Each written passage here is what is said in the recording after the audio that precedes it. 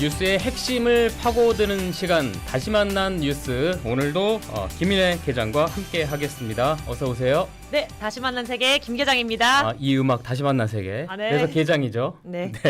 오늘도 할 얘기가 우리가 많습니다. 먼저 NC 다이노스 연고지 이전 얘기 안 할 수가 없죠. 그럼요. 네. 허우연 KBO 총재가 네. 지난 7일 네. KBO 유튜브 라이브 방송에 나와서 구단의 연고지 이전에 대해서 의견을 밝혔는데요. 연고지 이전에 대해서. 네, 그런데 네. 발언 내용과 표현 수위가 이게 너무 창원시를 향한 직구라 가지고 네. 이 지역 팬들 사이에서 파장이 일어나고 있습니다. 이게 제가 뉴스로 만들었습니다만 거의 발언 내용 다 들어보니까 몸 쪽에 꽉 찬 직구예요, 그냥. 그러니까요. 이거 뭐 해당 구단하고 상관없다고 얘기하지만 딱 들어보면 어딘지 알 수가 있습니다. 겨냥이죠, 겨냥. 어떤 발언이 나왔는지 먼저 들어보겠습니다. 오늘 말씀을 드려야 되겠지. 아, 그죠? 예, 근데 예. 저는 사실 총재하면서 제일 하고 싶은 것 중에 하나가요. 한 구단을 옮겨주는 거예요. 연고지 이전. 연고지 네. 이전. 왜 그러냐면은 하도 갑질을 하는 걸 많이 봤기 때문에 이게 프로 스포츠인데 프로 스포츠는 뭡니까? 산업으로 봐야 되는 거예요. 네. 산업으로 봐야 되는데 이 지자체 여러분 잘 아시잖아요. 지자체가 다 지고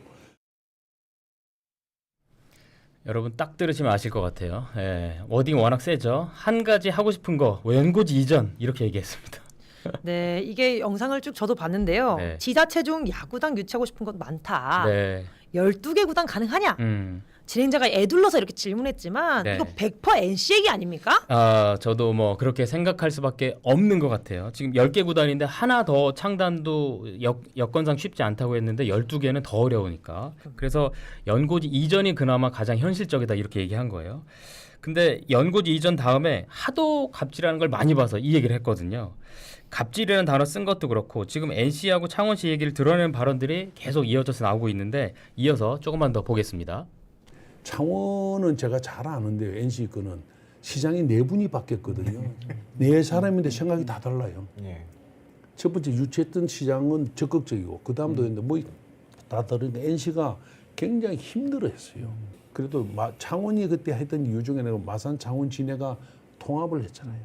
그런 의미도 있고 해가지고 했는데 이게 어느 시점이 지나니까 완전 이 시에서 태도가 돌변하니까 NC가 마음고생 많이 했습니다. 다른 좋은 조건 주면 가야죠. 이게 자본주의 사회에서 하는 건데 왜 그걸 못하게 해요? 그거 하면 안 되죠. 그래서 한번 뭐 그런 걸 보여줘야 되는데 그 다음은 이제 구단이 어쨌든 해야 되는 거고 구단이 떠나겠다고 하면은 총재가 그 권한을 가지고 있습니다. 프랜차이즈 이전 권은 승인하면 가는 거죠. 총재님이 길게 얘기는 하셨는데 네. 제가 듣기에는 뭐 시장이 자주 바뀌어서 입장이 다르니까 네. NC가 창원시 때문에 고생했다. 네. 그리고 10번째 구단 창단할 때 창원시로 정하니까 시가 바로 태도가 돌변했다. 맞아요. 창원시 할 말 있으면 해봐라. 이렇게 들리거든요. 네, 저 라이브 방송 이후에 이 KBO에 제가 확인을 해봤는데 이렇게 얘기했습니다. 이 허 총재의 발언은 이 구단이 연고 지자체에서 이 구단한테 이제 많이 협조를 좀 해줘야 된다. 평소에 지론일 뿐이다. 뭐 이렇게 얘기를 했거든요. 그러기엔 너무. 근데 허 총재도 근데 이전에도 연고지 이전 논자였어요. 뭐 예전에 방송에 나와서도 그랬고 강하게 어필을 했었거든요. 구단이 자유롭게 연고지를 이전할 수 있어야 된다. 이렇게 얘기를 하긴 했습니다. 그래도 이 정도면 네. 지역 입장에서 완전 폭탄 발언이잖아요. 네. 심지어 이 총재가 승인 권한을 갖고 있는 사람인데 네네. 이 댓글들 반응을 보면 아주 뜨겁습니다. 댓글 뭐가 있죠? 네. 보시면 수도권 쏠림 네. 현상, 야구단 수도권 쏠림 현상 옳지 않아요. 음. 연고지 팬들은 신경을 1도 안 쓰는 게 더 안타깝다. 아하. 그리고 권한은 있지만 결정은 구단이 한다고 말씀하시는데 이 또한 책임 벗어나려고 하는 말 같네요. 이런 네. 반응도 있습니다. 비판적인 얘기도 있네요. 네. 지금 NC 다이노스가 그 창원시에 요구안을 네. 냈잖아요. 네. 그래서 이제 뭐 현금성 지원부터 해서 이제 버스 편도 늘려달라, 또 시설도 좀 확충해달라, 21가지 요구안이 있었었는데 어떻게 되나 해서 이제 창원시에 확인을 해봤더니 지금 답변을 마련 중이고 구단하고 최대한 소통해서 이 해결책을 찾겠다 이렇게 답을 했습니다.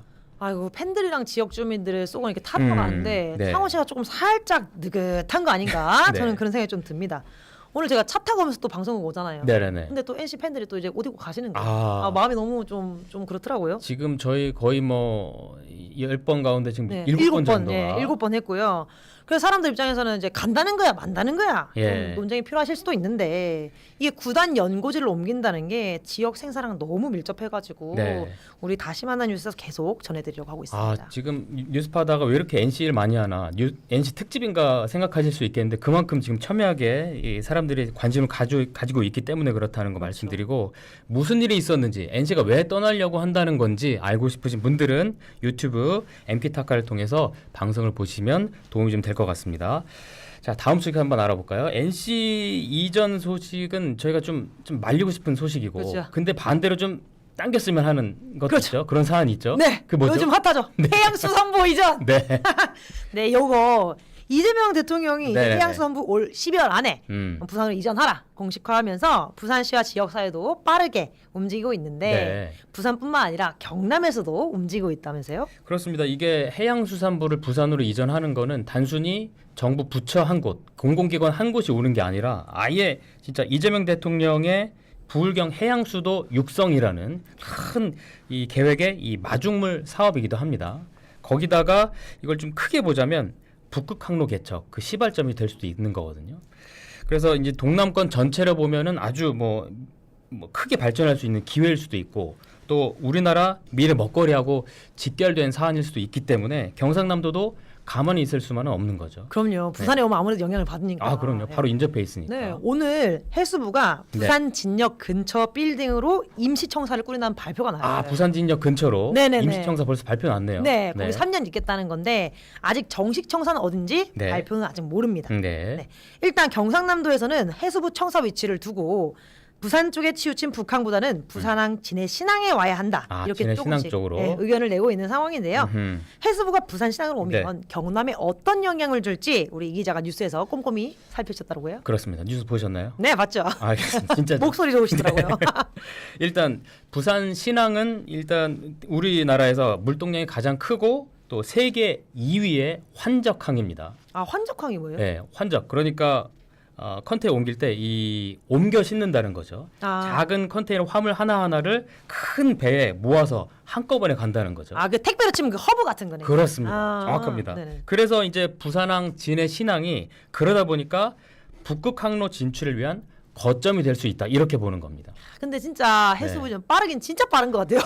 네, 이재명 대통령이 공약했던 HMM 기업까지 실제로 이전되면은 이거 가능성이 더 커지. 그렇습니다. 이 해운 대기업까지 이전을 하게 된다면 그 여파가 어마어마하겠죠. 그러니까요. 그래서 부산항 진해 신항 이 웅동 배후단지에 있는 기업들의 기대감도 높은데 직접 목소리 한번 들어보시죠. 해수부가 부산 경남 지역으로 이전할 경우 중앙정부의 보다 큰 관심과 지원하에 부산신항, 진해신항, 가덕도 신공항으로 이어지는 세계적 메가 트라이포트의 구축이 빨라지고 이 지역이 글로벌 거점이 되어 동남권 산업 발전은 물론 우리나라의 항만물류, 해운물류 및 수출입 무역 강국의 위상을 지켜나가는데 크게 기여할 것이라고 봅니다. 목소리에 힘이 쫙 들어가 있죠. 경상남도도 지금 이거 관련해서 이미 이 신항만 건설 지원과라고 새 부서까지 벌써? 지금 설치를 했습니다. 아. 제 그 취재 때문에 가봤는데 덥긴 하지만 구석에 이미 사무실이 있었고요. 발 빠르게 대체. 네, 이러다 보니 그렇게 되면 이제 이 정책 지원도 그렇고요. 또 예산도 빨리 집행이 될 테고 인허가도 빨라질 테고 여러 가지 효과가 있을 거 아니에요. 기대되죠. 그러니까 관련 사람 육성에도 분명히 도움이 될 걸로 보고 있는데 함께 들어보시죠. 해양수산부가 이전하게 되면 해수부의 모든 정책 수립 시 지리적이나 행정적인 접근성이 좋아져서 정책 실현 속도가 빨라질 것입니다. 이는 부산항 신항 및 진해 신항 개발과 직결될 것이고 특히 진해 신항 개발에 대한 투자, 항만 배후단지와 물류 관련 클러스터 조성 등 연계 사업 추진도 가속화될 것으로 예상됩니다. 그리고 해수부와 연계된 행정기관, 연구기관, 교육기관, 물류기업 등이 진해 신항으로 이전하는 명분이 더욱 강화되어 이들을 집적화시킬 기회가 될 것으로 봅니다.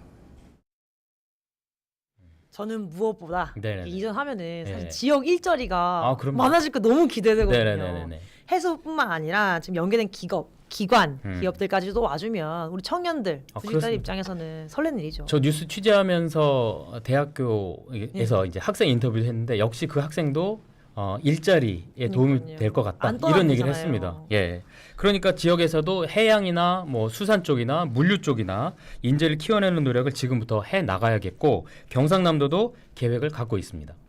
네, 그런데 걱정이 네. 이 해수부 이전을 반대하는 목소리들이 커지고 있는 상황인데요. 반대요. 네네네. 네. 해수부 청사가 있는 해송시에서는 세종시에서는 네, 시민들이 문화재 형식으로 반대 집회를 하고 있고 네. 또 해수부 직원들은 못 간다면서 단식 농성에 돌입했다고 합니다. 이게 또 예상이 좀 됐던 진통이기도 한데 이재명 대통령이 이 취임 30일 기자회견에서 요 관련 얘기를 했습니다. 네, 네. 균형 발전이라는 게 이 그렇죠. 대한민국에서는 정말 가장 어려운 정책 과제다. 맞습니다. 이렇게 얘기를 하기도 했습니다. 지역에 뭐 워낙 뭐가 없고 이제 거의 소멸 단계고 이러다 보니까 이 각 지자체에서는 뭐라도 좀 달라 이런 입장이고 그런데 이걸 일부 언론에서는 이제 지역에서 이기주의로 이 갈라치기 이런 것도 하고 있으니까 이런 일이 벌어지는 거 아닌가 생각이 근데 이게 이미 쏠려 있는 상태잖아요. 그렇죠. 그래서 네. 이유 있는 저는 이전이라고 보거든요. 근데 이걸 보고 지역 이기주의라고 말하는 거는 좀 아니라고 생각을 하고요. 네네네. 오늘 마침 김경수 전 경남지사가 네. 지방시대위원장으로 취임을 했는데 네. 저는 이분이 지역 균형 발전을 향해 왜곡된 음. 시선 좀 바꿔줄 수 있지 않을까 기대를 좀 하고 있습니다.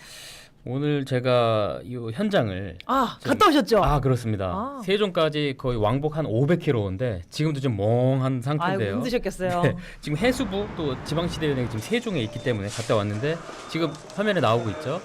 오늘 취임 현장에서 이렇게 인터뷰도 하고 취임식 자리에도 가봤고 꽤 많은 분들이 참석한 걸 이제 볼 수가 있었습니다. 이 기자가 예전에 네네네네. 김경수 전 지사 때 네. 경남 도청 출입 기자였는데 그렇습니다. 오랜만에 봐서 엄청 반가우셨겠어요. 네, 깜짝 놀라더라고요. 아이고 어떻게 세종에서 이렇게 만나냐고. 그쵸. 네, 그래서 기자들의 질의응답 시간도 가졌는데 저도 질문을 한번 했습니다. 잠깐 보고 오시죠. MBC 경남 이상훈 기자입니다. 그 해양수산부 부산 이전을 놓고 또 보면 그 지역 내에서도 다른 목소리가 나오기도 하고요. 또 공공기관 2차 이전 관련해서는 지역 간의 이 갈등 요소도 좀 보이기도 하는데 그래서 지방시대위원회가 더 역할을 좀 해야 될 것 같은데 위원장으로서 어떤 역할을 하실지 한 말씀 부탁드리겠습니다. 지방시대위원회가 해야 되는 역할은 아까 말씀드렸듯이 이재명 대통령을 중심으로 대한민국이 이제는 새로운 국가의 성장 동력을 만들어 나가야 되는데 그 중에 가장 중요한 핵심 과제가 균형 성장입니다. 단지 지방을 살리는 문제가 아니라 수도권과 비수도권이 함께 고루 성장하지 않는 대한민국으로서는 이제는 미래가 없다는 거 아니겠습니까? 그런 대한민국이 균형 성장을 통해서 새로운 성장 동력을 확보하는 전략을 5억 3특을 중심으로 지금은 그 설계도를 제대로 만드는 것이 중요하고요. 그 미션이 우리 지방시대위원회에 주어진 미션입니다. 그 설계도를 만들어 나가는 과정에서 아까 좀 전에 질문 주셨던 것처럼 해수부 이전을 놓고 지역 내에서 벌어지고 있는 여러 가지 갈등이나 이런 부분들은 현장에서 그 문제에 대해서 풀어나갈 수 있는 해법들을 현장에 가서 함께 소통하고 찾도록 하겠습니다. 네, 현장에서 답을 찾겠다는 답변이었고요. 네네네. 이 지방시대위원회가 윤석열 정부 때 만들어졌다고 하는데 네, 맞아요. 사실 저는 그때 이런 조직이 있는지도 몰랐고 네. 위원장이 누군지도 몰랐거든요. 네, 이게 합쳐진 거거든요. 아. 이 자치분권위원회 그리고 국가균형발전위원회가 합쳐진 건데 자치분권위원회는 99년부터 있었고 그때부터. 또 국가균형발전위원회는 2003년 이 참여정부 때부터 생겼거든요. 거의 30년 다 돼가요. 그렇습니다. 20년 중반 넘어가고 있는데 정권 따라서 이제 뭐 이름도 바뀌고 뭐 이러다가 지난 윤석열 정부 때 지방시대위원회가 된 겁니다. 예. 근데 이 지방시대위원회 이름이 조금 너무 약간 약간 올드한 느낌이 올드한 있어요. 느낌이잖아요. 네, 이게 그렇습니다. 지역소생연구소 우리 이름 네네네네. 따가지고 지역소생위원회 이런 거 하면 너무 좋았을 것 같다는 맞습니다. 생각이 있는데요. 네. 이재명 대통령이 국토균형발전 공약으로 네. 5급 3특 행정구역 광역화 그리고 세종 행정수도 완성을 내놨었는데 김경수 위원장 하면 또 부울경 메가시티 전도사 아니겠습니까? 네, 그래서 뭐 저 자리가 좀 어울린다 이런 평가들이 좀 있습니다. 특히 취임식인 오늘 마침 네. 그 부울경 광역철도 사업이 예타 통과가 됐습니다. 그러니까요. 그렇습니다. 이게 예타가 이제 된다면 그래서 개통까지 되면 부울경이 이제 1시간 이내로 이제 왔다 갔다 할 수 있는 아주 좋은 여건이 되는 거죠. 지방시대위원회의 출발 일단 좀 좋은 것 같고 새 정부의 지역 균형 발전 첫 단추도 잘 꿰어진 것 같다는 생각이 듭니다. 김경수 위원장이랑 엘리베이터에서도 잠깐 인터뷰를 했는데 두세 달 후에 뉴스파드에 꼭 출연하겠다. 아 여기에. 예, 아, 이런 답도 받고 왔으니 그때 꼭 뵙도록 하겠습니다. 다음 소식은 뭐죠? 아 폭염. 폭염. 오늘은 조금 나았긴 했는데 사람 잡는 폭염이 계속되고 있습니다. 네. 어제 전남 곡성에서 바딜하던 80대 여성이 숨졌고요. 아, 네. 네, 그리고 그저께인 7일은 경북 구미 한 아파트 공사장에서 예. 20대 남성이 숨진 채 발견되기도 했는데요. 발견 당시에 체온이 40.2도였다고 합니다. 40.2도. 그리고 그 앉은 채로 네, 그렇게 숨진 뿌린 채로 채로. 발견이 됐다고요. 아, 안타깝습니다. 이 숨진 남성 지금 사진 나오고 있는데요. 베트남 이주 노동자입니다. 이름이 응오 두이롱, 23살이고요. 저 사진이 영정이 된 안타까운 일인데 일단 그 해당 아파트의 공사 현장을 보자면 노동조합이랑 사측이 아주 더울 때 혹서기에 노사 합의 사항을 이행하기로 했습니다. 그래서 조기 출근하고 단축 근무하기로 시행하기로 돼 있는데 안타깝게도 이 이주 노동자에게는 단축 근무가 해당이 안 된 겁니다. 그래서 이 숨진 노동자 같은 경우는 하청업체 그리고 목수 팀장 지시를 받고서 평소대로 오후 4시까지 작업을 한 겁니다. 이게 무슨 말이에요? 이게 네. 폭염이 뭐 국적 따라 오는 것도 아니고. 그렇습니다. 또 이분이 공사장 첫 출근 날이었다. 아, 그래요? 네, 화장실 앞에서 쭈그린 채로 사망한 채 발견됐습니다. 안타깝네요, 진짜. 네, 이 현실을 제도들이 못 따라오고 있는데 네. 제도 만든 사람이 좀 빨리 움직였으면 좋겠습니다. 네, 노동계가 요구하고 있는 이 폭염 때 작업 중지 그리고 휴식 시간 늘려달라 이런 것들 제도가 좀 하루 빨리 좀 갖춰졌으면 좋겠고 또 소규모 영세 사업장에서도 이행이 잘 될 수 있도록 관계 부처들이 또 기업들이 빠르게 움직여줬으면 좋겠습니다. 자, 오늘 소식 여기까지 하고요. 김 계장 더위 조심하시고 다음 주에 다시 뵙죠. 네, 수고하셨습니다.